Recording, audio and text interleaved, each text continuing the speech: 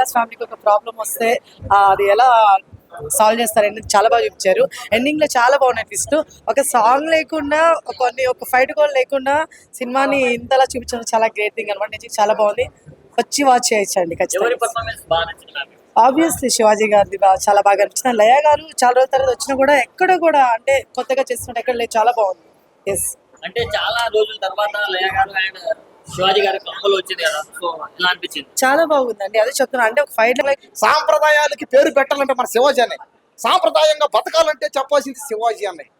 కాబట్టి సినిమాలో కూడా శివాజీ అన్న మాటతో, శివాజీ అన్న చెప్పినటువంటి ఆ మంచి మాటలకే హీరోయిన్ కూడా మారిపోయింది అంతే. సినిమా చూసిన సేపు సాంప్రదాయంగా ఉంది ఈ సినిమా. అందుకని ఈ సినిమా పేరు సాంప్రదాయాన్ని అని పెట్టేశారు అనమాట. సరే, మొత్తాన్ని సినిమా అయితే అదిరిపోయింది.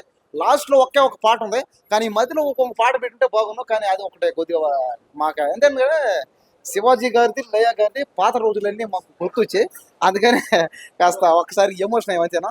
సినిమా చూసిన సేపు నిజంగా బై ఎంటర్టైన్మెంట్ కామెడీ అదిరిపోయింది అంతే. ఏమన్నా నువ్వు సినిమాలో ఉన్నా బయట ఉన్నా నీ రియాలిటీ అంతా అబ్బాయి ఏముంటుందో శివాజీ అన్నది. శివాజీ అన్న ఏమన్నాడంటే